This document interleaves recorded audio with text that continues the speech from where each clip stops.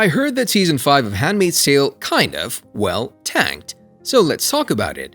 To those who haven't yet seen Handmaid's Tale, it basically tells the story of life in the totalitarian dystopia of Gilead, which is set in the former United States. Environmental catastrophes and a declining birth rate are present in Gilead, which is governed by a fundamentalist government that views women as the property of the state. I guess you could say that it has been doing good for a while. I mean, it has reached its 5th season. However, this season not everybody's a fan. Most of the fans hate it, critics hate it, and everybody hates it at this point. Since June Osborne has served as the audience's representative for the past 5 seasons, Moss's face serves as our primary interpreter of frequently unfathomable wickedness. The series' visual tone setter and Emmy-winning Season 1 director Reed Morano saw that presenting June's suffering through extreme close-ups and protracted lingering views may take use of the intimacy provided by television to deepen viewers' engagement with a dystopian scenario. But after 5 seasons and 54 episodes, the show and its star are reaching their breaking points.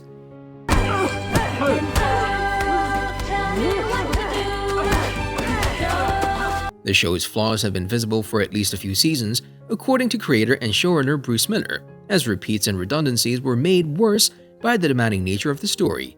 However, Moss, who previously won an Emmy for Handmaids, never stumbled. Her flexibility, persistence, or sheer force of will managed to convey a lot of meaning every time the camera moved within millimeters of her worn-out, enraged, or other emotive faces. Because of this, it sometimes seems strange to be removed from a scene that features Moss in Season 5. In at least one instance, it appears like the actor is only scrounging for a new way to express his or her grief in a role that is seen at all.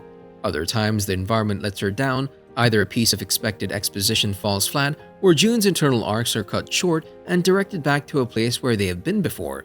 So Moss must once more make them feel new. I was told you wouldn't be coming along to Geneva.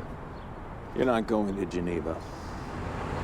Looking back at it, June Osborne's character went through hell. She was forced into childbearing service for a powerful commander and his wife. She gave birth to a daughter she wasn't allowed to raise herself. She witnessed friends and compatriots being brutally murdered. She survived sexual violence, both within and without the country. And she saw her home country, the United States of America, overthrown by a group of Christo-fascists. The spectator is constantly reminded by June that Hannah, her daughter, is still in Gilead, and that June will not stop working until they're reunited, which is one of the reasons behind June's violent behavior. So Season 5 begins after June has exacted retribution on Commander Fred Waterford, her captive and rapist, by dismembering him with her bare hands and teeth, and a dozen or so other enraged handmaids. But June wanted the rest of her adversaries to know what she had done, so she also shipped his ring finger, complete with a wedding band, to Serena Waterford.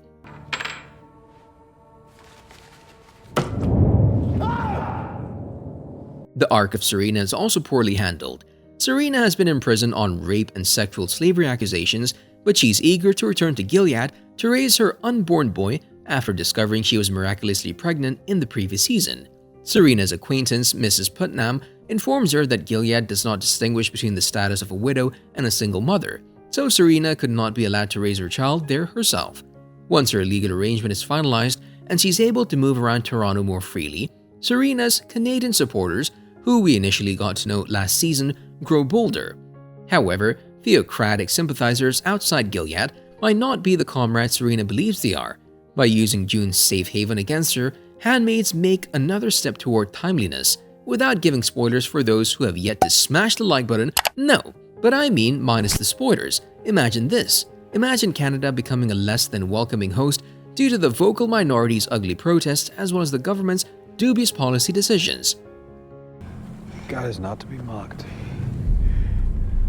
For whatever man sows, so shall he reap. After Roe v. Wade was overturned, liberals in Biden's America could have no trouble empathizing with June's frustrations, anxieties, and yes, even violence. Going rogue seems like the only logical course of action when you can't trust the people who swear to defend your fundamental human rights in order to protect yourself, your family, and future generations. The exploration itself is limited and quickly fades away, even with a perfect narrative setup supplied by Season 4's ending, wherein June finally experienced retribution and liked it. Season 5 maintains a distance from bureaucracy, utilizing it when necessary to place people in their proper locations and ignoring it when practical. The tale is still filled with small resolutions that prevent any kind of meaningful expectation, even without seeing the season finale. This season as a whole seems willing to hint at real-world analogies without grasping them, and several characters are similarly removed from the main story. All I can think about is shooting her in the fucking head, and I don't know how to stop myself. Curiosity wanes as well, and Dowd's Aunt Lydia is notably neglected after the 8th episode. Aunt Lydia in particular is really outstanding this year. I truly hope we get more of Aunt Dowd, given that Hulu has announced that this program has been greenlit for a 6th season, heading into the Testaments. She completely dominates this role, and out of everyone on the show, her character arc has certainly been the most well-defined and compelling. When you look at the season as a whole, there isn't really anything that moves the plot along in terms of the actual plot and character development. June is still driven to seek retribution against Serena while still making an effort to save Hannah. Serena is still determined to hit that subscribe button and notification bell. But seriously, the woman will stop at nothing to establish herself as a leader in Gilead and is divided between her marriage and her fate. Janine remains the same throughout the entire season, and the list goes on.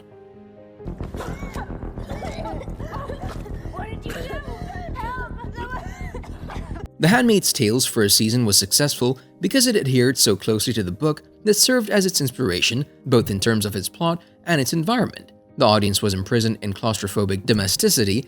The Waterford house appeared to be cozy and safe on the outside, which was in sharp contrast to the perversions occurring within. Since the TV series had to continue after the book's conclusion, June had to be, at the very least, a more active, concentrated, and effective revolutionary. So now begs the question, is June now essentially a superhero? How many times has June been apprehended while protesting this tyrannical government? Literally, how is this woman not dead yet?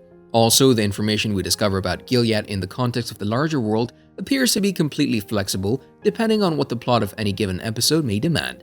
I hate saying that because I genuinely do love this show, especially during the first few seasons. The Handmaid's Tale is a beautifully produced and thematically sound television show, but at this point in the season, nothing really sticks out. The council believes that their current plan for the funeral is more than adequate. Fans of the program should definitely watch this, but it's unquestionably the poorest of the 5 thus far. But I just know none of us are gonna stop watching it. Fans, including me, are gonna sit back and watch the plot unfold. Are you gonna stick around for its 6th season? I for sure am. For the meantime, here are other videos you might enjoy.